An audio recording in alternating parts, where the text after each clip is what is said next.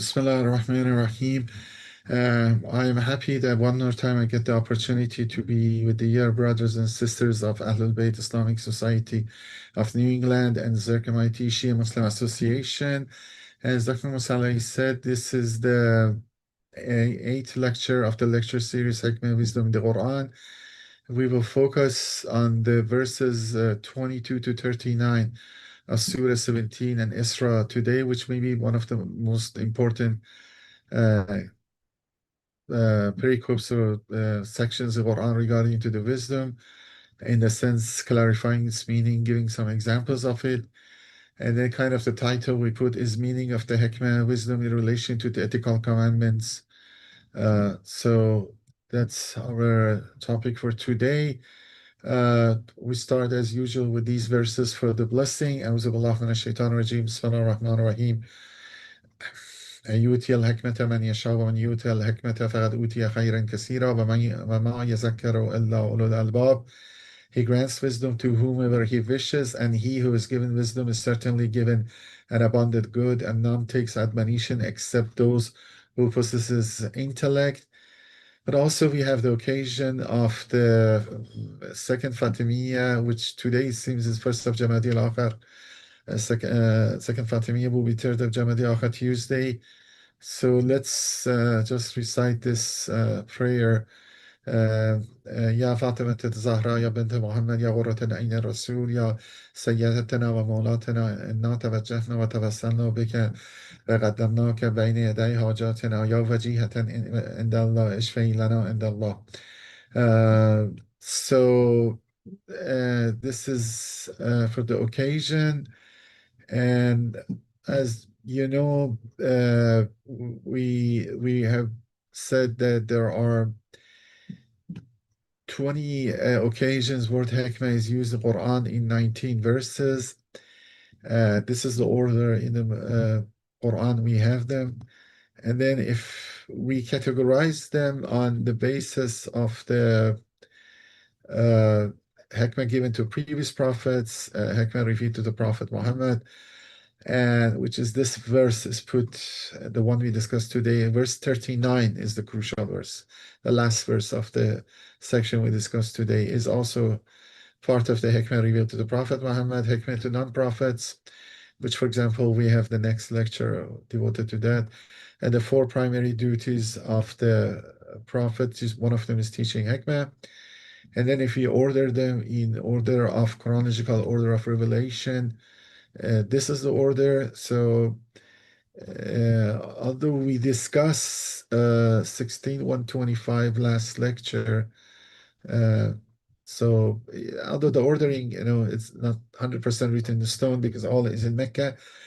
Surah, today we are discussing the verses of Surah Al-Isra, which is also called Ben Israel 2. This is late Meccan, more or less people understood late Meccan or maybe middle Meccan Surah. Uh, and so that's the context. Still, none of our discussions related to Medinan versions. And it's a long section and is one of the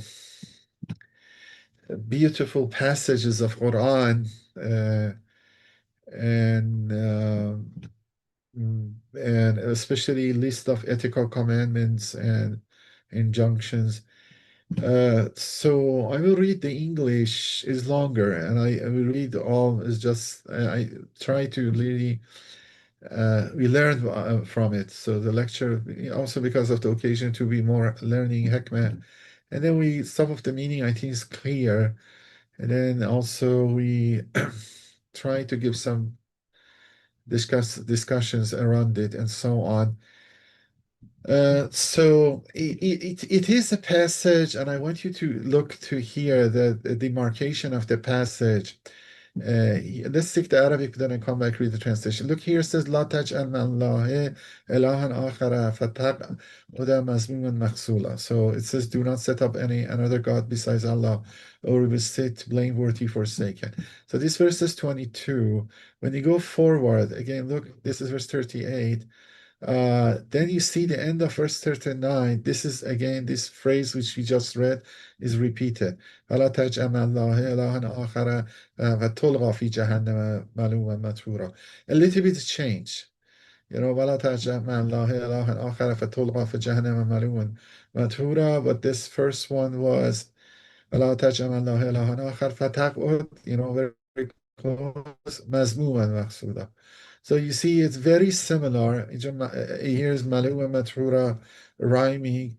Tolga here for Jahannama here is Masuma Mahsula. But for an oral culture, the similarity is immediately understood. And this is a technique which has been used, the Quran has been used, in other biblical texts also has been used to demark a passage. So that is the beginning and end. This is a technique. They don't say so the beginning of the section, so on, so ending section, and so on. So this marks it. This binds it. There are different methods, and this is one of the one. Because sometimes is the question which this verse is connected to what? We have some commentators have take this verse 22, block it with the previous one, but exactly this is the block.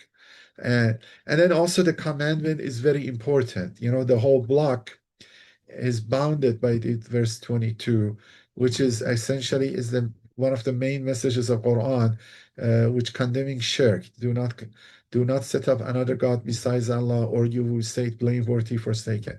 This is in any level we shouldn't get sharik to God. We should have tawheed. I mean, Islam is not worshiping, not praising anything else, but not seeking help from anyone else, anything else besides God, and trusting God in everything. And then we have shirk jali, manifest shirk, those idol worshippers or polytheists. But shirk khafi, many of us uh, have it. When you bribe, when you do some way which is not the right way to get your or way through, essentially you're acting shirk, you're disregarding God. And we will see the hadiths in some different contexts, different ways also mention this. Uh, so, so this is the marking of the whole passage. So this is one block. And then, as we said, it started with the most important commandment: do not set another God besides Allah, or you will be set blameworthy forsaken. Then continues, your Lord has decreed that you shall not worship anyone except Him, explicitly mentions, and He has enjoined kindness to parents. This second command to the worshiping God and none besides God is kindness to parents, and we have it in different sections of Quran too. So it's a very familiar, but this shows the importance of the parents, importance of kindness to the parents. And then it's continued. Should any of them or both reach old age at your side, do not say to them, "Fie," any sign of dissatisfaction or tiredness or anger, and do not chide them, but speak to them noble words. So commentators have discussed about this, but I think more or less we know, and this what today we have is the whole question. Maybe I emphasize this. This is true Hikmah.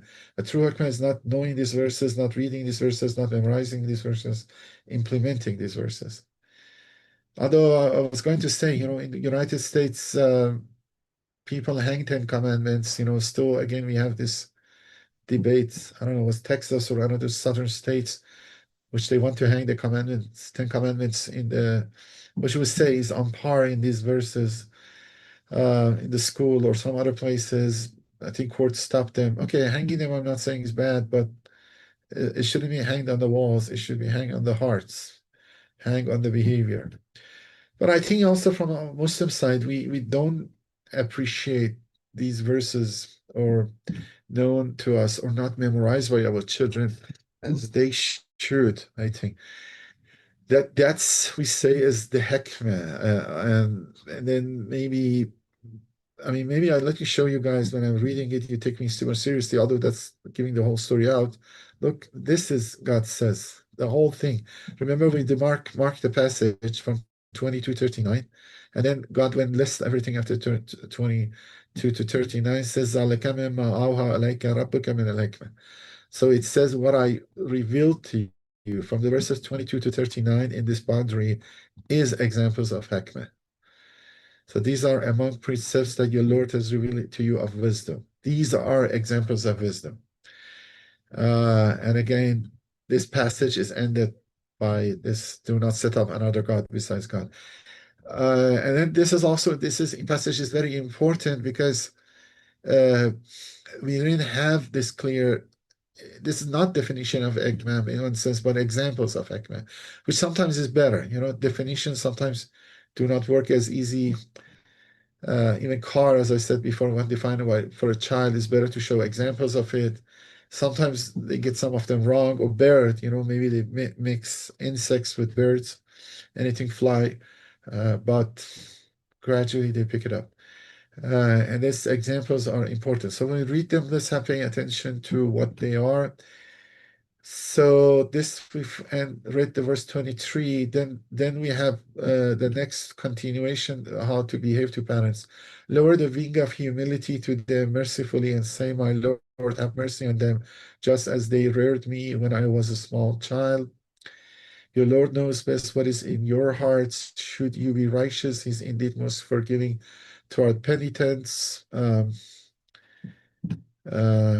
so it's kind of looking what is in heart, how we act, and then goes another commandment effectively: give the relatives their due right, ذات القربى حقه, and the needy and the traveler. So these are charitable actions, helping materially, financially to people in need. Some of the relatives, some of the poor, some of the travelers. The issue of travelers was important in the ancient times. Traveling wasn't easy, and travelers really needed, somehow dependent on the help of the other people, the people they see on their way of traveling. So give the relative their due right, and the needy and the traveler as well, but do not squander wastefully. So what I would try after this to read hadiths regarding these verses, because I want to be this lecture maybe more moral teaching to indeed, the wasteful are brothers of Satan. So here God is really rebuked the boasting, wasting money. Like, I don't know, sometimes people do, putting gold on ice cream, eating it, or I don't know, bathing in milk, stuff like that. These people do. These are extreme. These are really are. Says God says they're brother of Satan, because also is an attitude, the attitude of arrogance, attitude of pomp, attitude of non-humility, which these manifest, make you to be from the tribe of Satan, brother of Satan. Quran has used, for example, said we send who to their brothers. Odd. So brother is that his tribe is called as the brother. So when you become brother of Satan, is arrogance and this wastefulness, this pomp and luxury, which we saw nowadays is actually as a virtue. Indeed, the wasteful are brothers of Satan's, and Satan is ungrateful to his Lord. For example, this smashing cakes, the comedies, I don't know, we have it here in, the example. So this is 27. 28, and if you have to hold off from assisting them for now. So for now, seeking your Lord's mercy, which you expect in the future, speak to them gentle words. So look, it commands to help besides parents, which always you have to do. Then it's talking about relatives, uh, uh, and then poor, you see the wayfarer. Then it says, okay, do not squander wastefully. We have to see the context is we'll see that. But it's possible that some people ask them something, you do not have enough, you cannot satisfy their what they want, or in principle, maybe you don't have to help anyone ask you. So what we should do? And then here, kind of, the advices are here. And then look, many of these are direct to the prophet, direct to prophet. Some of them are explicitly, the verb is just addressing the prophet, but it clearly means we hear it. So it's said to the prophet is for everybody to reading, is everybody listening to it. So if you have to hold off from assisting them, then you cannot for now. For whatever reason, some guy asks you, can you pay me thousand? Can you give me thousand? Lend me $1,000, and then you yourself have credit card debt, so you cannot pay, or I don't know, loan for the car or education, something. Then how we have to react? Six, your Lord mercy, which you expect in the future. Speak to them gentle words. So maybe two things. Both for yourself. Maybe ask from God to show mercy to you, and mercy means to give you more blessing, that you're able in future answer such a request. And also maybe telling those people is a part of the thing you want to tell them, because it said speak to them gentle words. So when they ask you, at least don't send them back. If you cannot give them materially, at least give them some advice, some prayer, some positive, optimistic word, hopeful word that make them positive outlook. At least return it with something. And part of this maybe is a prayer that maybe God show mercy to that person and you both, that mercy to that person does not need any need, and mercy to you that you have enough to give. This is blessing to give, or anybody ask you have enough to respond to people asking from you. But it's balancing it. Also maybe some people take this tabzir here uh, to the verse I'm going to read, but I think this could be separate. It is generally about who are wasteful. That's a little bit different. But here it says, do not keep your hand chained to your neck. That means do not be stingy. Do not, because this is sign you're not trusting God. You don't trust that God is the one who feed you or provide for you. But so you're all worried, what happened to me? I get old, hoarding, or being tight. Do not keep your hand chained to your neck. But the other side, nor open it altogether, or you will still blameworthy and regretful. But it is not the case also, you give all whatever you have. This is extreme asceticism, which is not needed or not accepted in Islam, except you know what you're doing. It's some of the, even some traces in New Testament have that, at least some sentences from the wording of Jesus, it said that, uh, I mean, you accept you're some exceptional ascetic or some situation, maybe you do, but it's not right if you have family, you have responsibility, giving up all your wealth to other, but then yourself uh, sitting over there without having enough means to live, which we see in the hadiths, all are discussed. And the God explained, the game balances it. And the next verse says, indeed, your Lord expands the provision for whomever he wishes and tightens it. So both kind of is sometimes controlled. You have a function in it. If you have the means, you should help, because then you can act as that agent of God, but keep the balance. Indeed, he is well aware of his servants and keen observer. Exactly. He's observing us and he's a good observer, so nothing missed by him. So look, all of these are these belief in these, not just reading them or check marking them. Truly believe and acting accordingly, internalizing them. That's the true hikmah. Hikmah is more than knowledge. Hikmah is a way of living, which philosophy mean initially too, a way of living, not just some mental gymnastics. Then goes to these are some moral views, some positive view things, but then we have some known sins, do or vices and evils. Do not kill your children for the fear of penury, uh, or do not fear our, I mean, being poor, or Do not kill children for the fear of penury. We will provide for them and for you. And then you remember that we are the one providing for you, for them and you. And then we have this nowadays. Many people, the trend is growing. People do not want to have children because they say they're costly.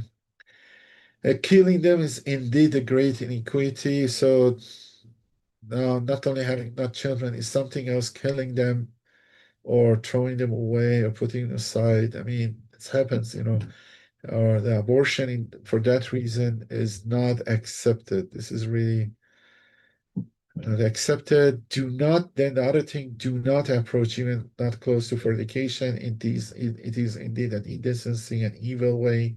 So these are list of evils we have to avoid. Remember the whole discussion that these there are actions in wisdom that there are inherently some evil in them. That the conscious or the mind or intelligence can understood that. And then more or less all civilization have accepted, but they always you can override your conscience. So do not kill a soul whose life God has made inviolable. So this is very important.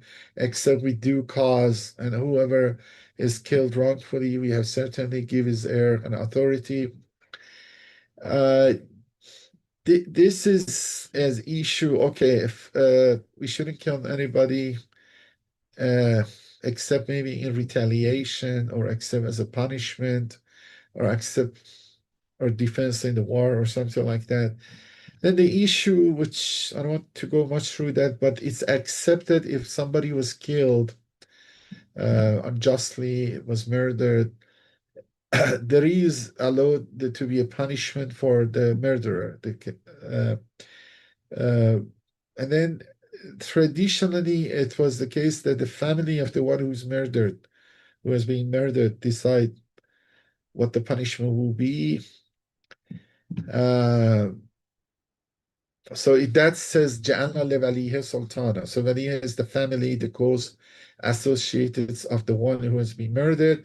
And authority now, because you cannot commit murder usually. But in this case, you will receive an authority from God through the government that, okay, take that inflict that punishment, do the punishment. We know governments, modern government says the monopoly of violence is with the government. So that's true. Nowadays you cannot, even your rights, you cannot inflict violence to the other people. If you do it, you go to the court. If they say notice a self-defense, maybe they'll let you go. Uh, but generally, that's the case. But then he says, "Ja'alna levaliha sultana." We were given an heir and authority. But usually, it historically was try to, instead of doing the qisas or punishment, uh, exchange money. That very often has been the case. But then it says, okay, when we give the authority to the family of the one who's murdered, they should be careful to not get the excess and not going to revenge killing. We have one example regarding Omar that uh, it seems the assassin of him was an Iranian slave, or uh, his name Abu Lolo. And then when he assassinated Omar, his son went to the streets of uh, Medina and then want to kill any Iranians, you see, which were completely uh, irrelevant, innocent. So that's not kind of the way. But let him not commit any excess in killing the murderer, for he has been assisted by the law. Do not, now the next verse says, do not approach the orphan's property except in the best manner until it comes of age. I mean, fulfill the covenants. Indeed, all covenants are accountable. Look, in some of these verses, we have two commands. And that's, I'm really thinking that tabzir here is a very general command. It's not related to the two verses from now. It's generally, always continuation from this verse, this very general command of not wastefulness is not accepted.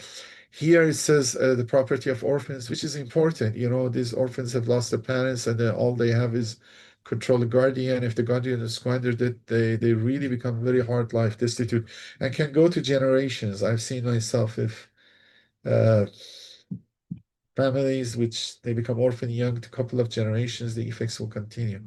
Fulfill the covenants. Indeed, all covenants are accountable. This is very important when we promise something. Ufo billah, we have to do it. We have to be on time. We have to do the thing as far as we can. And Allah kana mas'ula, when take the responsibility, promise to do it. Uh, and then look, the financial stuff now is this taken from covenants or contracts to the financial domain.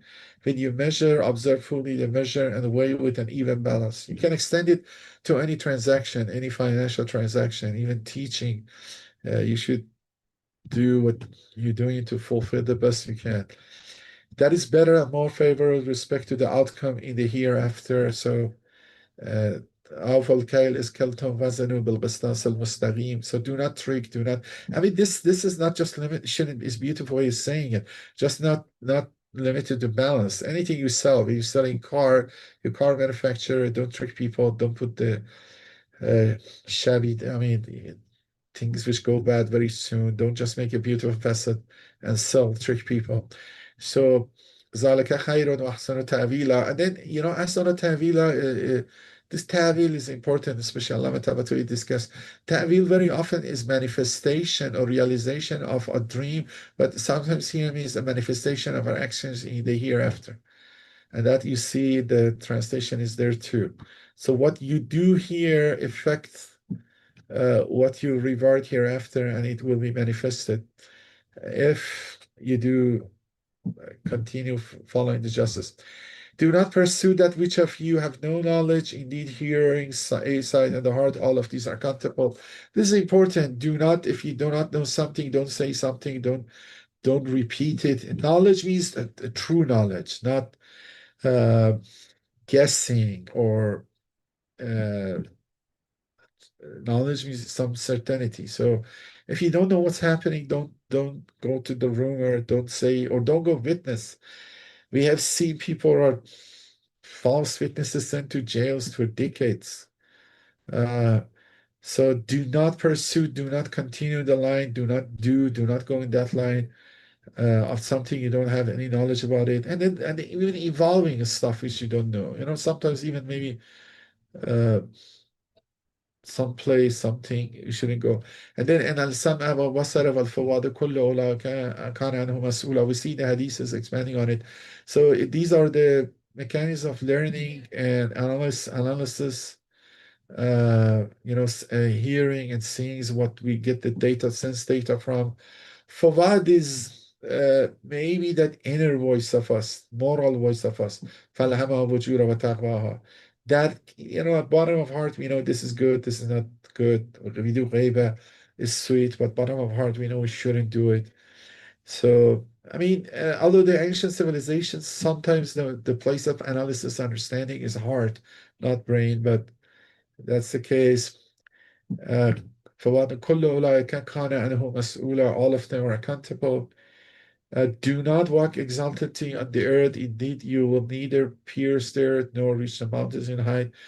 Kind of this arrogance, which is not befitting human beings, and remind them how small we are comparing to the earth, comparing to the mountains, comparing to the stars, galaxies, all those stuff. I mean, this time span of our life, we are going to die soon, and then we never live that long.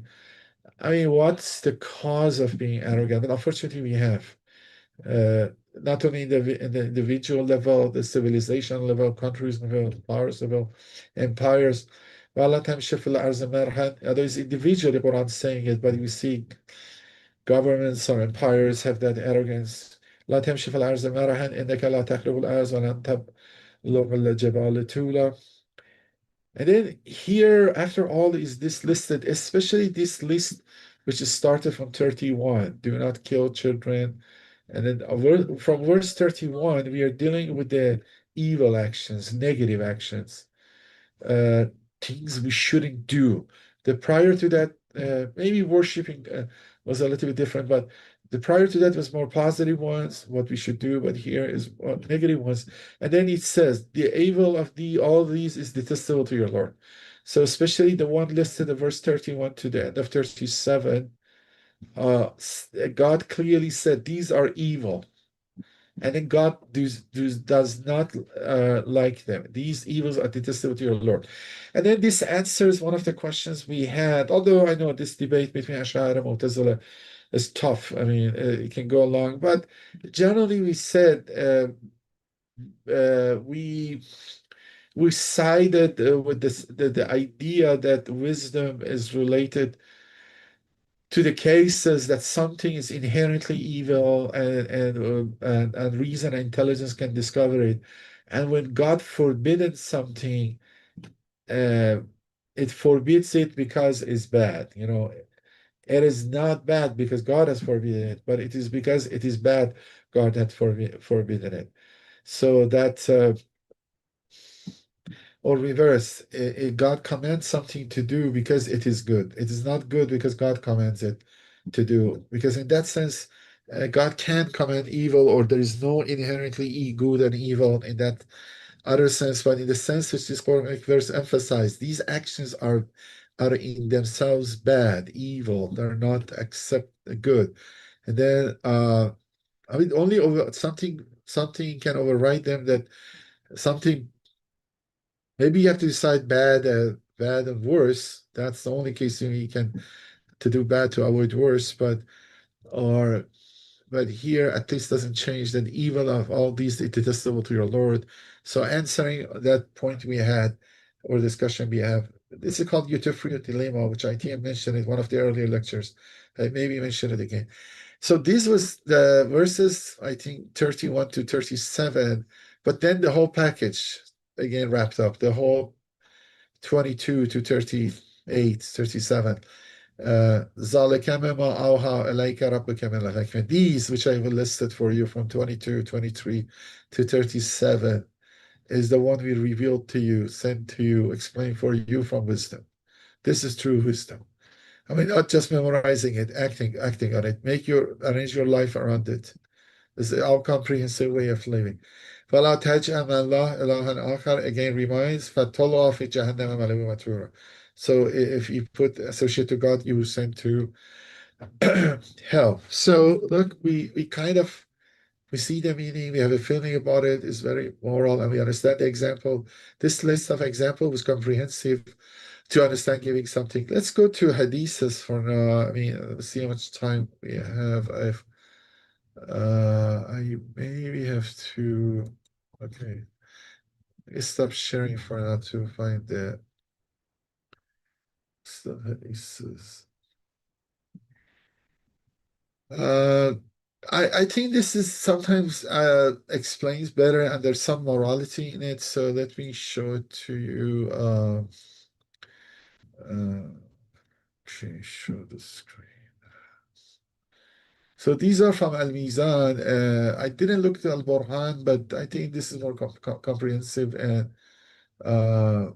so we have all the hadiths in it.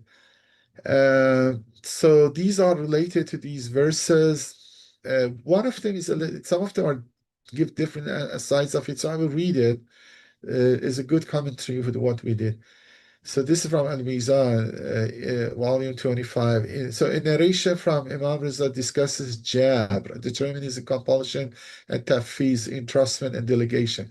That's you see exactly the two camp of Ash'ari and Mu'tazila divided. When those who believe in inherent good and evil of actions usually believe also ikhtiyar or tafiz.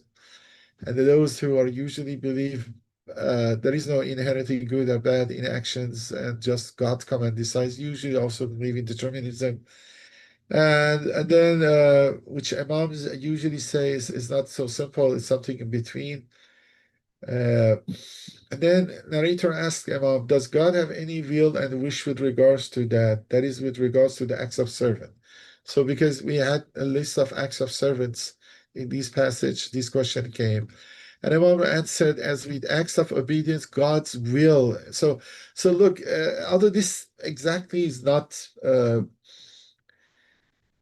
directed to our topic, but it somehow is among the wisdom too. We had a list of positive things we should do and a list of negative things we shouldn't do. And then we said what God command these because they're inherently bad and inherently good. But does this God have any action or any participation more than just forbidding some and enjoining the other? And then he says, okay, no, it does. It says with the positive ones, acts of obedience, the ones God recommended, God's will and wish is that he commands them, so he command them, and is pleased with them, is pleased with doing them, and help their doers. So when we do good, when we doing the, so it's not that the whole universe is neutral, is no, is biased toward good, as biased toward doing good. Like in the month of Ramadan, we are heard we're doing good, and then we heard that he says this are the satans or jinns are in chains. That means you can do in Ramadan things are better, more positive. We're more biased toward doing good. Doing good is easier. So it says somehow, some mechanism, God helps their doers. This is the fate here. But as with acts of disobedience, those forbidden one, he first forbids them, which we saw the list, especially the verses 31 to 37, is displeased with them. So is really don't like them because evil is in them. And then, but in this case, because there's a freedom test, uh, he doesn't assist the doers. And if doers committed those, it's by their own determination and will. And sometimes obstacles came on their way, but they move around them, past them, to go to do commit that evil. So that was very interesting thing. And it's الاحتجاج Sheikh Sadu. Okay, then we have a hadith from Imam Sadiq. This is interesting. This section we have more Shia hadiths. Look, contrary to many other sections, this is even Shia commentaries. And then hadiths you see more or less, but they're purely Shia. I'm not judgmental. They're very good. They're beautiful. Imam al-Sadiq once was asked about God's words and goodness to your parents. So we go to that verse 23. He said, doing good means being a good company for them and not making them explicitly ask you what they need. This is very good to know. Even they are wealthy. Uh, is it not that God says, by no means shall you attain to righteousness until you spend benevolently on what you love? And then, when you want to spend what you love, the first persons you spend on you should parents. Nowadays, sometimes they don't have houses. For example, the husband dies, the children sell the house, the mother. I mean, these kind of things are happening. Anyway, the Imam continued as with his words, if either or both of them reach old age with you, say not to them so much as oh. You should not say to them even oh or oaf. They even if they frustrated you, and you should not chide them even they beat you. Because the other side of the story is that or become old, you see, you're frustrated. You cannot do things. You're angry from the situation. I cannot see. I cannot walk. I'm in pain. So sometimes maybe the parents react, backlash, they get upset, especially, they're physically are difficulties. But in any cases, you have to be patient with them because these hadiths of Imams are really expanding the meaning of Hikmah, motivate us or give us the meaning of what the Hikmah is. And it speak to them as gracious word. Then Imam says it is to tell them, God bless you. That is what God gracious word means. I mean, other gracious words you can use, but one of them is to say, God bless you. But when you say that, people usually calm. I mean, people, okay, even they're upset or not happy. Then Imam also recited, and make yourself submissively gentle to them with compassion. Means do not fix your eyes on them except by compassion and geniality. Don't show them anger. Don't show your frustration. Don't show you're tired. Don't say you're not. Do not raise your voice about theirs. Not raise your hand above theirs. Do not walk in front of them. So this is also a hadith for Tafsir Ayyashi. Uh, uh, and then these hadiths have many chain of narrations and different books. Okay. Imam Sadiq says the lowest stage of filial undutifulness, uquq, toward one parents to say, oh.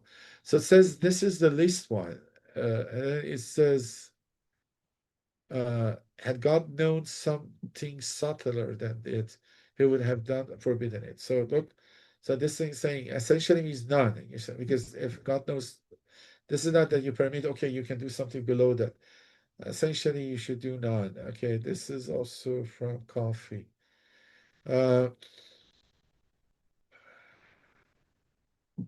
Then it says, Alama adds, there are countless narration reported by Sunnis and Shias from the Prophet and the Imams saying that it's obligatory to go good to one's parents and forbidden to be undutiful to them, whether they're alive or dead. Then there is another verse which I didn't emphasize the Arabic on it. Abwab is repentant, many repented. Those who return to him frequently, verse 25, means one who repents, worships, and ceases to sin. So, and then in this next hadith is a little more explained to Abu Basir. Imam Sadiq says, "O Abu Muhammad, it incumbent upon you is abstinence from God's disobedience." Okay, we should avoid disobedience, but all of us are mortal and sinful, so maybe do mistake. And so we have abstinence from disobedience, diligence in disobedience, and fulfillment of the trust, honesty of speech, keeping good company of anyone who accompanies you, and prolongation, prostration. So this amount says some of these virtues we should follow. So the most important one, abstinence of disobedience, avoiding sins, diligence in obedience, doing in the worships, and the more fulfillment of the trust, uh, any promise, awful bil uhud, honesty of speech, saying the truth, keeping good company of anyone who accompanies you when people are with us, we respect, kind, and good with them. And prolongation, prostration. This is the only active worship which is added to this list. These have been the customs of those who repent and return, and tawabin, uh, al-abwabin. Abu Basir then said, those who turn to him frequently, abwabun means those who repent frequently, tawwabun. So these are the same roots, but essentially the one who returns to God's also means repent frequently. The word has this. In English, we don't have that connotation. Repent is returning, but in Arabic means tawbah means tawbah Allah, tawbah Allah. God comes toward you and you go toward God, and then Abbabun means the one who repent or return to God a lot. Uh, and then another hadith, Allama adds that Abu Basir again narrate from Imam Sadiq, those who turn to him frequently, Abbabun, are those who repent frequently and constantly worship. So it's a little bit pushing it to a higher level. Uh, uh, It says from Imam Ali alayhi salam that when the shadows disappear, means okay, later sunset, and the souls take a rest, then yeah,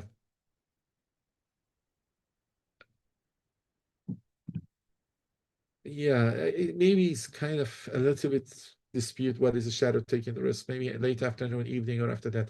But after the days, after the work, when the shadows disappear and the souls take a rest, then take your needs to God, for that is the hour of Awwabin. So he then recited, and is surely forgiven to those who turn to him frequently. Uh, there is an interesting hadith which also this has come in the Sunni text too. From Imam Zain al-Abidin is narrated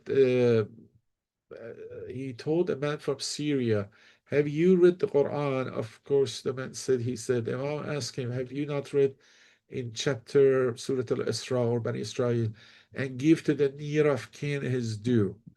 1726. The man said, are you the near of kin that God has ordered to be given their due? The Imam said, indeed. Here, the understanding of Imam is because the verse in first instance was toward the Prophet Muhammad. the verses were talking Prophet Muhammad, and God asked, give to the near of kin his due, near of kin, give to near his due. So prophet should give to his near a kin, and then Imam Zain al-Abidin or Bani Hashim are from those that prophets should give. And then the same for everybody else. I think this is the dispute when Imam was taken as a seer or a prisoner to the Sham.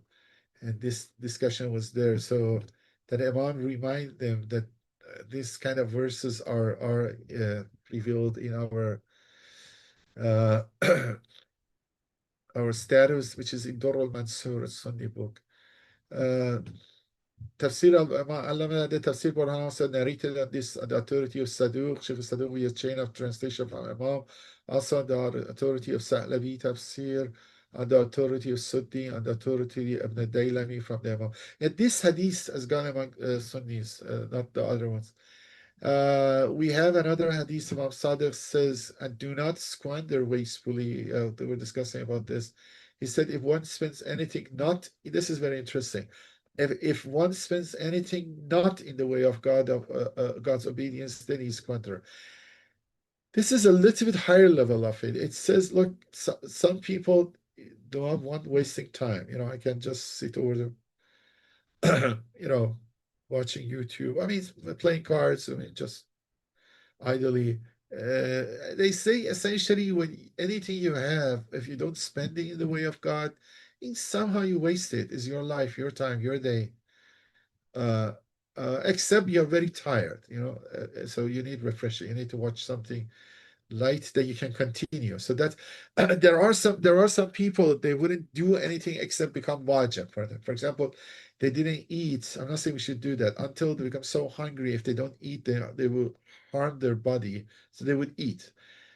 In the sense is this: uh, be careful to what you have, and essentially we have Surah Al-As too. Well-As al-Insana fi khusr. So you're in loss because your days are going. Maybe you haven't used it enough. But it says what is waste is not spend your time, your money, your wealth in God's obedience. And then what is squander? If one spends, then this is a squander. And if one spends in the way of good, then he's moderate spender, muqtasid, is the one who spend it good. So if you have wealth, you have time, you have energy, let's be for the doing wajibat. I mean, making income for your family is also a part that, but then in the level, if you need one car or two car, then five car is not. Concerning the same verses, do not squander wastefully. Imam Sadiq said to Abbasir, it is about a person who gives away all of his wealth and then sits hapless without any finances. Yeah, this extreme asceticism or poverty some Sufi traditions have or Christianity you see is not allowed. And Abu Basir asked, so there can be squander in lawful expenditures? Then Imam replied, yes. So maybe this complement the previous one, okay? So even you maybe are, or at least is another angle. It says you may be squanderer even you think you are doing something not sinful. You're helping poor, but if you go to that extreme, then in some way you have wasted because then you don't have the means to continue to support your own family. The balance, that later on we'll see one of the ideas supported in the Quran and its meaning of wisdom and the meaning of wisdom, the all traditions, golden mean. That was a very ancient civilization. Every kind of civilization have some equivalent of it that you always choose somewhere which is in the middle, not too extreme this side, not too extreme the other side. The verse is referring sitting uh, effectively means when you expand and give everything you have. This hadith says, Mahsur, stripped off in verse 29 means naked. That means you lost everything. You're sitting, you give charity everything, and then you don't have any house, any shelter, anything to live yourself. Uh, this one is interesting too, although it's a little bit then becomes elaborate. Ajlan says, I was with Imam Sadiq when a beggar came to him. The Imam took a handful from a basket of dates there and gave it to him. Then another beggar came and the Imam did the same thing. Then a third one came, but the Imam told him, may God provide us for us and for you. You see, this is the part. Imam had two beggars to give, but the third one Imam didn't have to give. And then that's the prayer I said God says, uh, may God have mercy for both of us. Give me enough that I can also support somebody like you if the third person comes to me and asks, and even for you that you don't need to come and ask me. Then Imam said to this companion Ajlan said, the messenger of God was such that if anyone asked him for anything of this world, he would grant his request. One day, a lady sent her son to him, saying, go and ask him for some help. If he says that we have nothing here, then tell him, give me your shirt. So the prophet took off his shirt and threw it toward him from the behind the door. In another narration, the Imam said he gave him his shirt, so that elaboration is not there. The Imam continued, God then corrected him by ordering him to moderation, where he said, and do not make your hand to be shackled to your neck and stretch it forth to the utmost limit of stretching forth. Let you should afterwards sit down, blame, stripped off. Mahsuran from Esar, where Esar means net. Look, this part of the story I'm a little bit uneasy. And then Look, let me read this. Ayashi has also narrated this in his tafsir. The story has been narrated tafsir Qumi, which others she sometimes very inaccurate, and then the Ad-Durr al-Mansur. So this is Sunni books on the authority of Abi Hatim, on the authority of Ibn Halam, and the authority of the Jarir Tabari, on the authority of the Masud. This latter part, which is about Prophet, may be added to it. The point is, okay, maybe really Prophet didn't know this, but more importantly, look, uh, these kind of even that people, and the lady sent her son to ask Prophet, well, it seems Medinan type. I mean, okay, I cannot outright reject it, but I'm a little bit uneasy. But these verses which we discuss are Meccan. So it couldn't be occasion of revelation. If after this revelation, I don't think Prophet acts like that, even if he was doing before that, which I don't doubt he would do that extreme. But okay, maybe it's true, but I think this is a Meccan environment. In Mecca, uh, is a little bit different, that people come in and ask him. But and then he was living with Khadija, which was relatively wealthy still to go to that situation. And then after Sheba Abi Talib, which okay, they were boycott, they were not in a house, somebody come ask them. I'm not sure this story is true or made up. So just and then as I see the trace of it come from Sunni hadiths, Ibn Mas'ud, that people are sometimes with good intentions are not accurate. Uh, Now, Imam Sadiq said in this verse, God is teaching his prophet how to give charity. The story is that an awliya of gold. Again, this is one of those stories which I don't think is true. So I'm not reading it. Uh,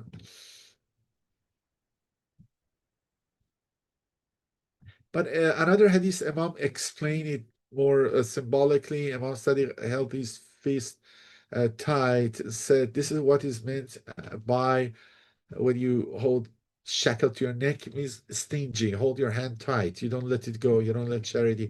And the charity is the beneficial, is the one who gives it, is to really believing, okay, let it go. God will give you back. Don't worry. You'll always be provided. That is what is meant by, and do not make your hand to be shackled to your neck. And he then opened up his palm and said, this is what means by nor stretch it forth to utmost limit of its stretching forth. If you're holding it tight, nothing can go out. You're opening up, nothing would stay somewhere in balance.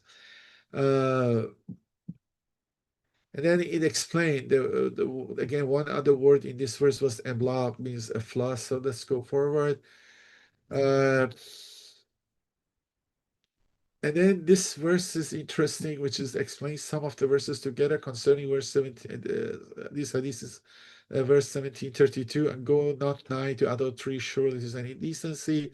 The messenger of God said, a servant does not fornicate while being a believer, does not slander while being a believer, does not steal while being a believer. So lying or accusing, slandering, fornication, does not drink wine while being a believer, and does not breach a contract or trust. Look, our society sometimes do not consider this on par with the other ones.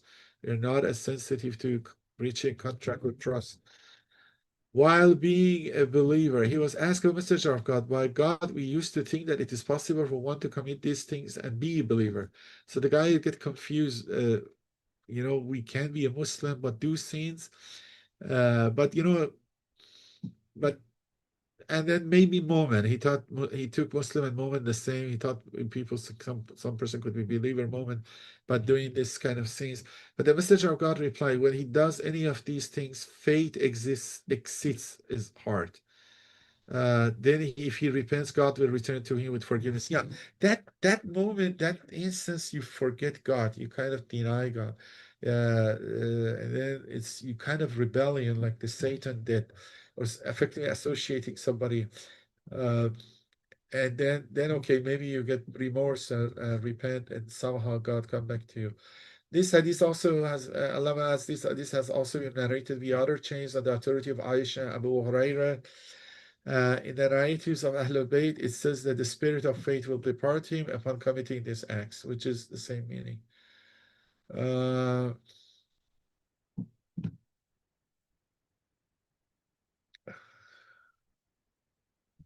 and regarding the murder, and Ishaq ibn Ammar said, I have asked Abu Hassan Imam Kazim, indeed God says in his book, and whoever is slain unjustly, we have indeed given to his heir authority to let him not exceed the just limits. Slaying surely is aided. What is this exceeding that God has prohibited? Is asking. He said he has prohibited killing anyone other than the murderer, as well as mutilating the murderer. So this is important. Uh, and we know the case of Ibn Muljam, Imam Ali advised, don't really mutilate him if I die. And just, I ask, does it mean that surely he's aided? Yes, that part of the verse is uh, surely he's aid. At the end of it was a little bit not clear. He replied, is there a bigger aid than handing the murderer to the victim's heirs, that is family, so that they may kill him without any consequence for this killing in the religion of this world?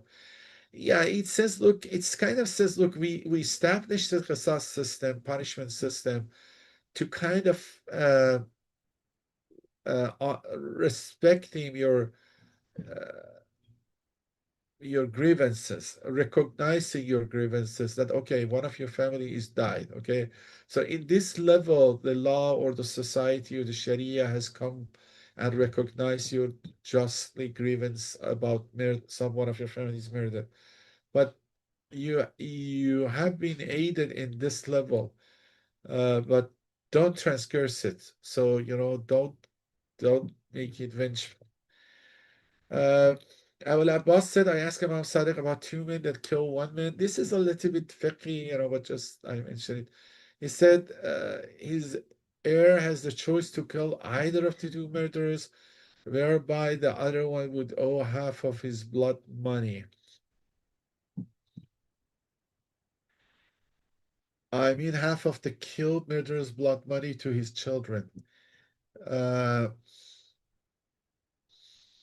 Likewise, if a man kills a woman, actually, these are technical laws, but very often the blood money instead of punishment historically uh, it wasn't banditry or political uprising. Usually by blood money they solved it. So let me skip this. Uh, Yeah, I mean, some of the hadiths explain this more. Look, it says in the pre-Islamic era, age of ignorance, Jahiliyyah, when a man of a tribe was killed by someone, his tribe would not appease unless they killed a man of a nobility from the other tribe. So if the murderer was not a nobleman, they would kill someone else instead of him. Thus they were admonished by God, and do not kill, so let him not exceed just limits in slaying. This explains what the would be. And concerning the other way with the true balance, Imam Bagher says a true balance at Bistas Mustaqim is a scale with an indicator. So I mean, just anything you do it right. I mean, uh, so then the author says the Imam has mentioned indicator indicate justness because scales with two pans and tongues are like this. Uh, and we are kind of okay. Maybe we have to shorten it. Uh,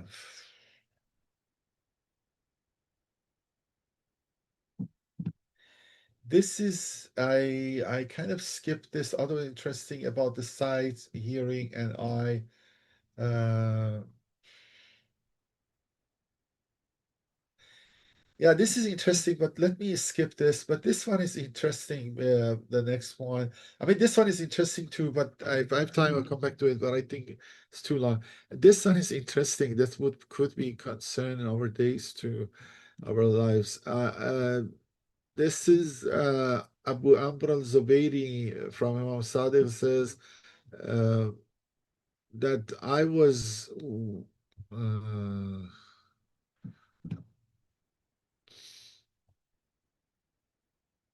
Maybe Abu Basir is asking.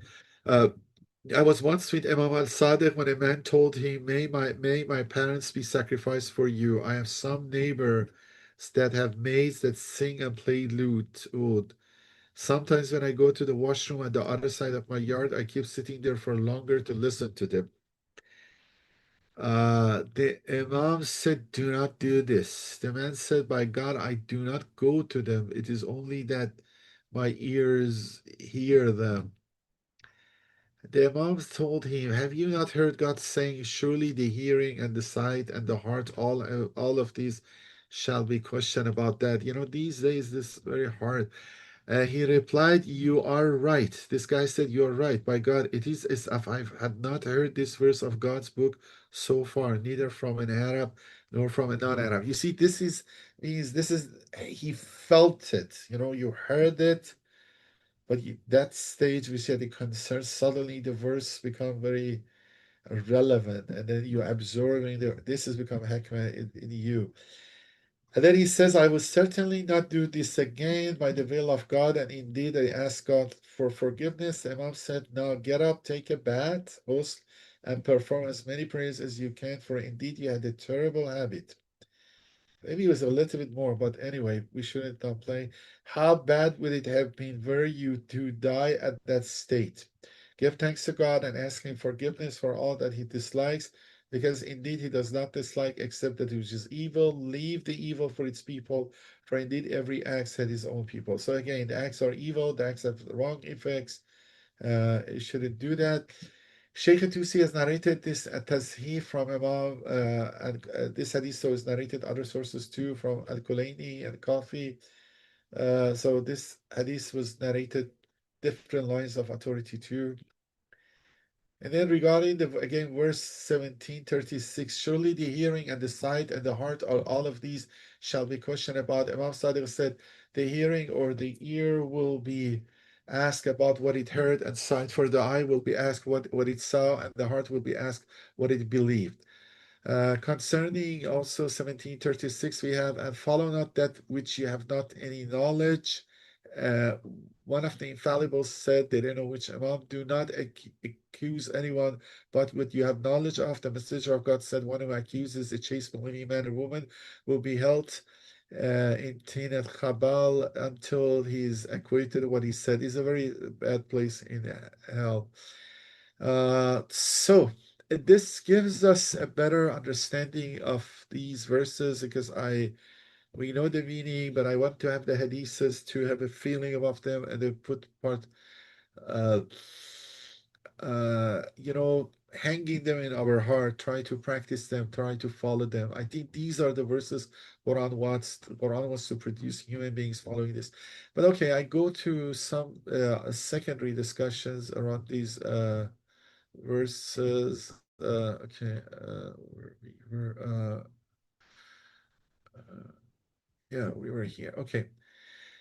Look, I go a little bit faster. I have talked about this in another talk about uh, these verses and relationship to Ten Commandments in a Zek program. I don't want to repeat that. Uh, uh, we all are familiar, though anybody live in North America. This is abstract from that talk, so I mentioned some of those slides and to review to put it in perspective. And this can gives us a better comparison to look at this Ten Commandments. Definitely, in the when you live in US or the Christian community, this is important. I will tell you about the Jewish tradition is not as important as it used to be. We'll see what I mean. Uh, uh, and then they have this kind of idea that every religion must have its own Ten Commandments, and then they look for it. And much of some of the academic Western research was looking, okay, does Quran have the Ten Commandments? And then kind of identified with these verses which we read, the Ten Commandments of Quran, which is on par, which has many similarities. I've discussed that. Uh, uh, Lecture, and then you see these brief list of there are very different decorations of these commandments hanging on the wall, hanging on the corners, and then these are the list. We'll see the list, and even this is so ubiquitous. Ten Commandments of life, virtue, business. So it's everywhere is there. Technically, it's the word actually is not Ten Commandment in Hebrew Bible is the 10 words. There are a couple of different versions of it.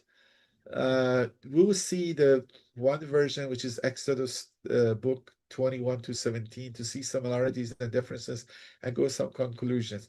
So let me read it fast. Then you see these are numbered. So you see, I go just Exodus chapter 20, verse 1 to 17. When you see the red numbers, this is the way how people have listed them. And then I will show you some similarity, parallelism to the Quran too. So just read this and to see the similarity and differences. And as we said, it should be similar, some of it, because it's general wisdom, universal wisdom, uh, intelligence and conscience can find it by themselves, but also emphasized by God. And God spoke all these words: I am the Lord your God who brought you out of Egypt, out of the land of slavery. You shall have no other God before or besides me, is commandment one. You shall not make for yourself an image in the form of anything in heaven above or on the earth beneath or the waters below. So not putting an image, an idol. Uh, you shall not bow down to them or worship them, for I, the Lord your God, am a jealous God, punishing the children for the sin of the parents to the third and fourth generation of those who hate me, about showing love to the thousand generation of those who love me and keep my commandments. And these are a little controversial verses. You shall not misuse the name of your Lord, the Lord your God, for the Lord will not hold anyone guiltless who misuses his name. Uh, that's had end of to action. They don't mentioning the name of God in case they're not misusing it. So this is Yahweh is a way of pronouncing, not pronouncing his name, just mentioning the letters.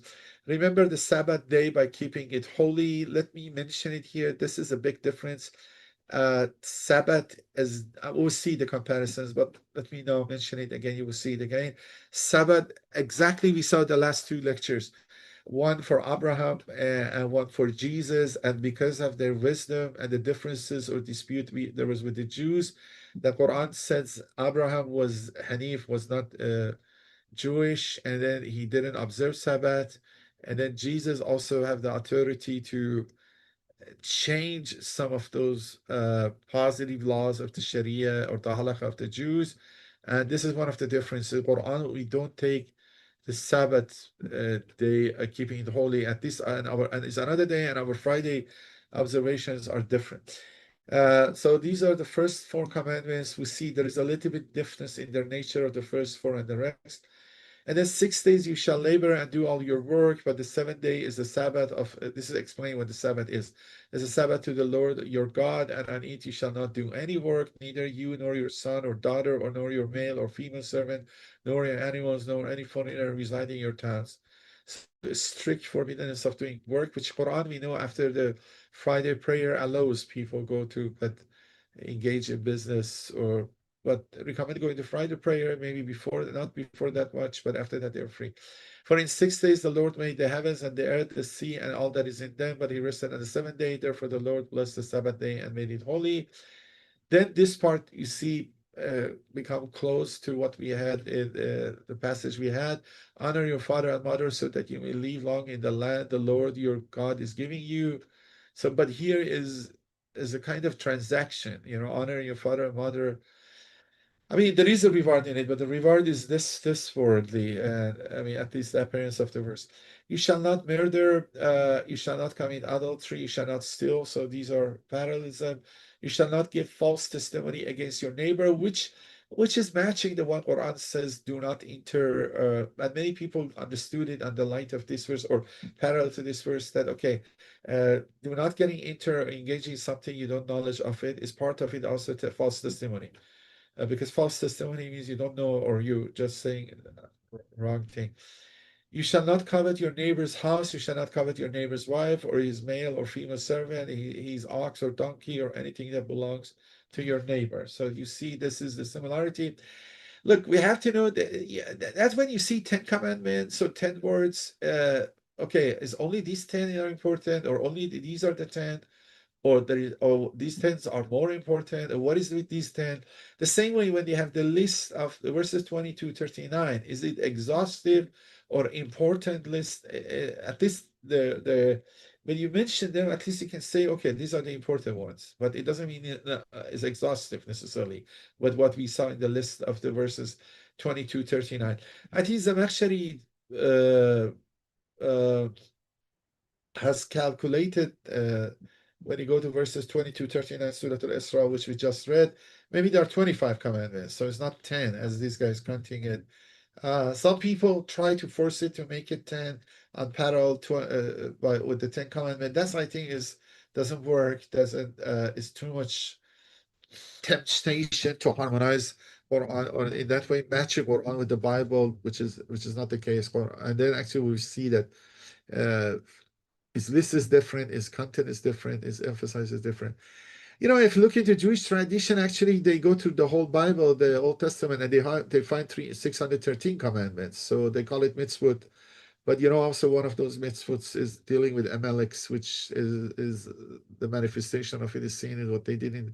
At least the interpretation they have is manifestation we say Sinai. But generally, out of these 613 commandments, 365 are negative commandments, what you should not do, like the one we had in verses 31 to 37. And then the other 248 ones are positive commandments.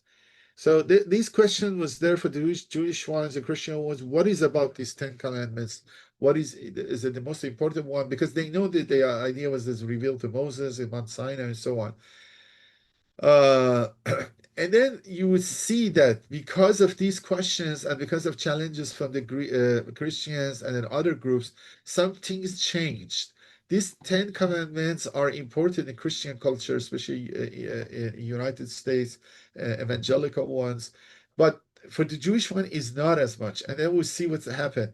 The Mishnah, which is the commentary book on Torah, which is the ancient one, records that during the period of Second Temple, the during of the Jesus and before that, the 10 commandments were recited daily before the reading Shema Israel, which is Shema Israel is the most important prayer of the Jewish prayer, like Surah Al-Ham. And then we see documents of it in some papyri, so on. But this practice was abolished.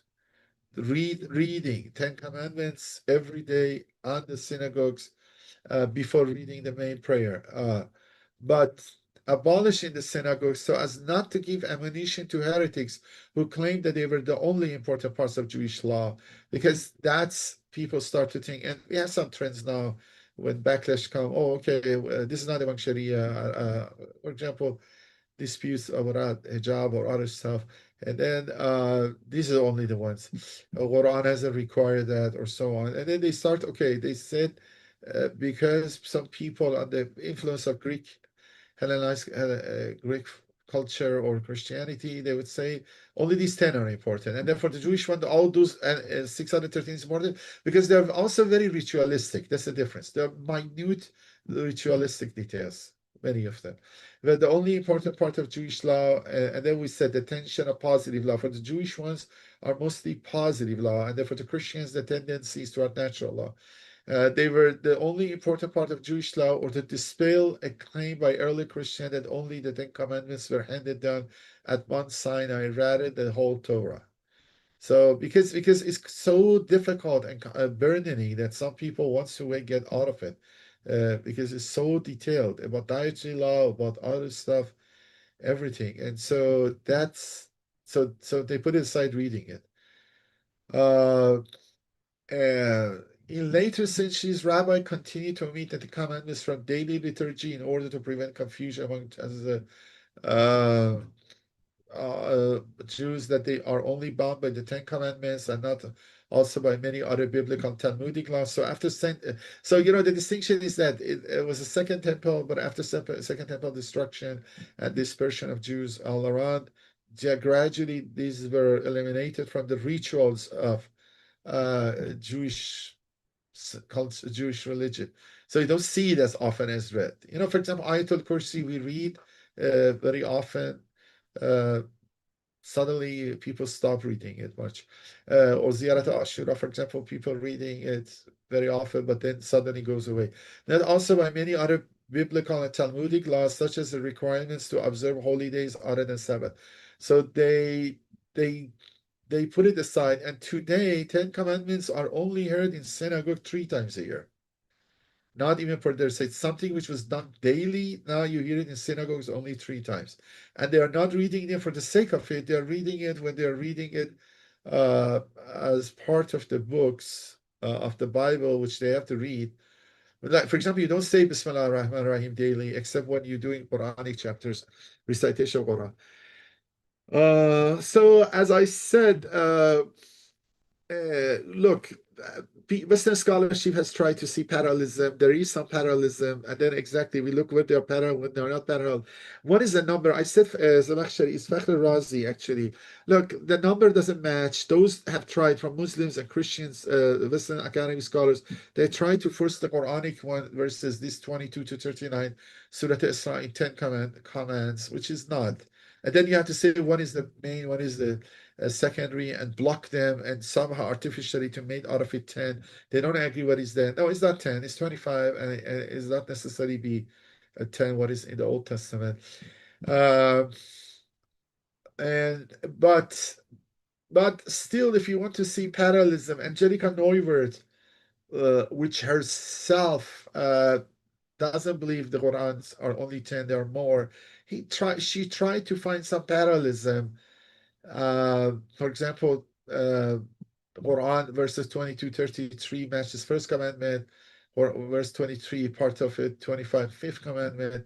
So first, fifth, sixth, seventh, eighth, and ninth are matched somehow by Neuwirth. So more in Quran, but these you see there. I will show you more. And then it says, in the place of commandments of 2 to 4, the prohibition of taking God's name in vain, the sanctification of Sabbath, the ban of images, and 10, the banning of covetousness. 4 other articles are introduced. So she tries it to make it 10 again, but say, okay, it's not exactly 10. First, the number is not exactly 10, and its items are not exactly the same. If there are 4 more ritualistic ones, especially Sabbath and other ones, uh, are listed in the Ten Commandments, which is not listed in these verses. The new ones, Quran versing, is one of these caring for relatives and the needy, which wasn't in the Ten Commandment, desisting from infanticide, abortion, caring for orphans, and lastly, enjoining modesty.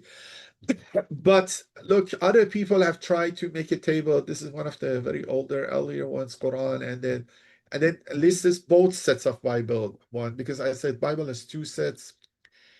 we don't have time to go it. Try to match them by having the two sets matching all the Quranic one. And then we have another. In Quran, there is another passage which we don't have to go through them. Surah Al-An'am verses 151, 153. Some of these commandments is repeated again, and also in Surah Al-Baqarah. But that Surah Al-Baqarah is directly referring to the Jews that we command you to do that. So essentially, Quran is referring to Ten Commandment directly. But this one is to Surah Al-An'am. This one is to the Muslims. So some people have this is shorter than the one we read. Try to parallel that. And then you can see here as a table, listed the Ten Commandments, listed the Quranic version, listed Surah Al-An'am, which lists the 10 again, and then lists the, so this is Surah Al-Asra verses, and this is the Bible one. I am a little bit uneasy of this parallelism. I'm not saying it's not there. We'll see it a little bit different angle. This part which I'm discussing is the work to the Saghab Hussein's presentation. Look, if so, we want to say some similarities and differences, and with that, we get the conclusion. Look, the biblical Decalogue, the Ten Commandments, the one we read can be classified in two groups. The first group's four, and the sixth group, the green one, the six, which Neuwirth, Professor Neuwirth also mentioned that these four are not present in Quran and replaced by something else. But now we have in colored form. And so the green ones, Quran has parallel. Honor your father and mother. You shall not murder. You shall not commit adultery. You shall not steal. You shall not give false testimony against your neighbor. If we take that, the same thing says, do not get engaged in something you have no knowledge about it. You shall not covet your neighbor's house. You shall not covet your neighbor's wife, and so on. In some sense, is there. But then these other ones are the more ritualistic one, as Neuwirth said. So you shall have no other gods before me. You shall have other. This is Quran 2, but actually, see, I'm sorry, I did a mistake here. Forgot about that.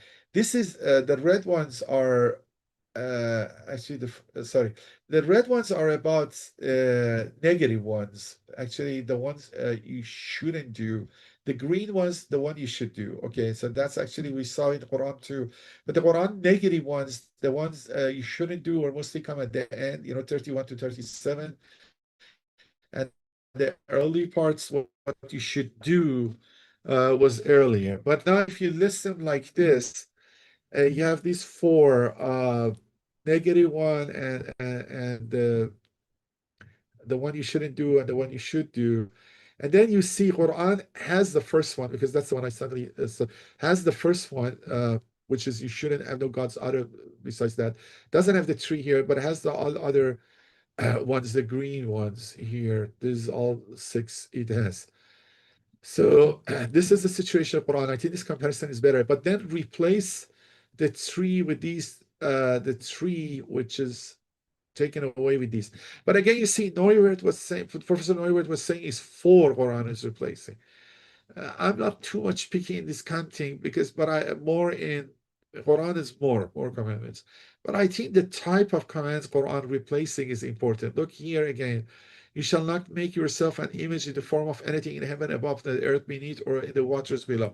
Because in the time of Quran, this idol worship was eradicated. This commandment was not needed. Or for whatever reason, Quran didn't mention it. You shall not misuse the name of Lord your God. This is not very clear, but again, Quran doesn't say it. And then the holiness of Sabbath. That's a big dispute with the Jews. And the Quran was answering that. We saw it with the story of Abraham last week. So these three are taken out, and then these blue ones are replaced. And then, and also in this green one, again, we have some replacement. So I have to be more accurate one more time, maybe. These are the red ones, not to do, the green ones, to do, Quran remove three of not to do and replace it with these blue ones. And among the green ones, also, the Quran, there's some changes, and we have these three kept, and or some other ones are added. So this is the changes Quran makes. Okay, so what is the conclusion is, what we can understood. The list is longer, the list is more detailed. and some of the list of 10 commandments is included, some that is not. Both sets of negative one and positive ones, the one we have to do, not to do. Okay, what are the conclusion is to kind of wrap up the talk. There is Quran commandments are not too specific location or the Sinai Peninsula or to the Arabic ones. These are universal. These are you read it as not something special to this ritual or this place. The more important thing, so the absence of the Sinaitic context, this Quran is very different, doesn't have anything to do the Jewish experience, Exodus, those early verses, which said, I take you, my people, from Egypt, none of those stuff. The ritualization of the Quranic Decalogue, including the omission of the Sabbath commandment and expansion of interpersonal ethical commandments. These are much interpersonal one. It's not ritual, but ethical and this is financial transaction and all those stuff. So we can see more pushing to natural law and wisdom in this type instead of positive law or ritual law. And the one which is inherently good and evil, you can see it. Although I know those who do positive law, they think that all of it is evil uh, or good in itself. But the question is that whether it's 3 rakah, 4 rakah, 2 rakah, is not very clear to see if it was 3 rakah, what would happen or vice. But let's see. We have seen the Quran reworking of Decalogue are a familiar form often. Let's this transition or a little bit. I don't want to go through that, but some of the Christians thinkers also, when they're listing uh, the moral commandments, we're moving toward the Quranic direction, more away from the Jewish, what was ritualistic. Uh, let's go uh, forward. Look, I said this before, but let me mention it that the two last verses somehow summarize at that what was on the passage from 22:39. 38 said, the evil of all that is hateful to your Lord, that consider those actions, especially 31 to verse 31, 37, evil in themselves. And that's God is hate those, and that's God makes it forbidden. And then also God emphasized all these passages among the wisdom I revealed to you. Uh, and uh, and as I said before, the verse emphasizes uh, one side of that dilemma of Euthyphro dilemma Plato studied. It was said, we discussed it that one of the lectures, that acts are prohibited in this passage of Quran passage because of inherent evil. They're detestable for God. And thus revealed Quranic Hikmah merely confirms that inherent state. Hikmah is not propriety to the elect few also. So two things we can conclude that look, this Hikmah wisdom, which examples are related to morality, to natural law, to the fitra, to what inherently evil in some actions, which reason with conscious can't find it. And then this is also Hikmah is not for everybody, every human being. Every human beings uh, have access to that, and is not for elite few. So let me see, because I want I prefer to sorry skip this stuff. So the conclusion I make is from another writer, William M. Briner. I think it's more narrower, and then I can stop. There is an Islamic moral code similar to biblical Decalogue, so they come from that angle. They look at everything from their perspective, but differing significant details, and that just as the revelation of Ten Commandments within the framework of the meeting between Moses and God. So the Quranic Decalogue is placed within the context of ascension of Muhammad and his close connection with it. Okay, what we didn't discuss, but I discussed more in that other lecture, why these verses, this moral, uh, this wisdom of verses 22 to 39 are in this surah. They could be any other surah.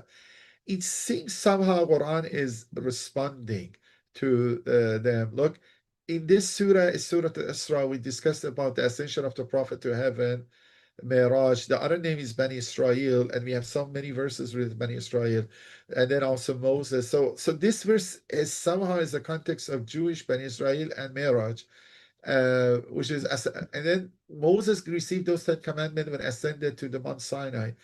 And then this, we don't say this prophet receives this command when they go to Miraj, but it is in that context, so it's on par.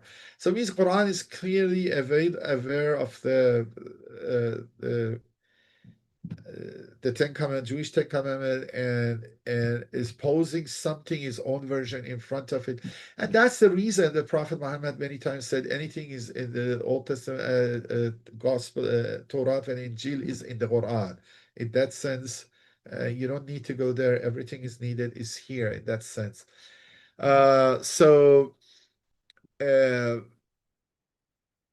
then let's go in. This is the kind of uh, conclusion, which although is a little bit, because his academic style may be a little bit different of a traditional view, they believe some evolution of uh, understanding of this moral nature of these God commandments, or the so-called Decaloque, quote unquote, from the time of the Old Testament to post rabbinic area, post destruction of the temple, then Hellenized time, the Christian ones, and then to the time of Islam. So this, if you see in some of the Christian writers, also the emphasis was moving toward more interpersonal, natural law, law basis of fitra, than this ritualized one, especially the Christian ones which do not uh, really under influence Paul stick to the Sharia, Jewish Sharia. So early Jewish literature and the New Testament already began reformulating the Decalogue. They de-ritualized it, universalized it, but not as much as Quran, stripped of Sinaitic context, used as a summary of law or of a good character, associated in particular with wisdom. Some of these trends also was seen in their work, and then you see it's manifested finally in the Quran. The church fathers continued this trend and now equated it with natural law, though the wisdom association also remained. They called it sometimes natural law, Quran called it wisdom, but the two was there.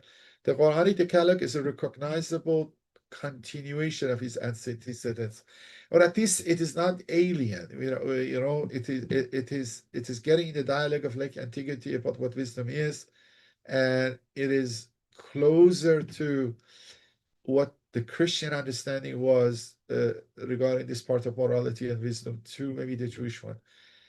In particular, it called its Decalogue, or this list. Decalogue is 10, but the list of Quran is 25. Let's say these verses of 20 to 39, wisdom. That's the important one. And there is a good reason to make this is natural law. This is the law of fitra, law of nature, and that's the case. Uh, I I have a list of references which I use mostly for the previous lecture, but some of it also can shed light to our discussion. So you see this, finishing with this, look, these verses are the most clear example what Quran means from Hikmah. And we saw these are very universal, uh, both in time and in space. Moral injunctions is not for me or for today or for this region or for this time. It's universal. And I think if you read it, is for 1,000 years before now, thousands from yet now, none of it is very specific. Even in the Quranic version, we don't have not drink alcohol, but although we had in the hadith added to that, I think it should have been hanging over houses, if not having, more importantly, hanging over hearts and known better. I think this Quran, first foremost, is to producing humans, which doing, manifesting, implementing this wisdom in themselves. But the method, the tool is to do the Sharia, to do the rituals, to do the prayers, to do the Salah, to do the Hajj. Thank you for your patience and listening. I will stop it here.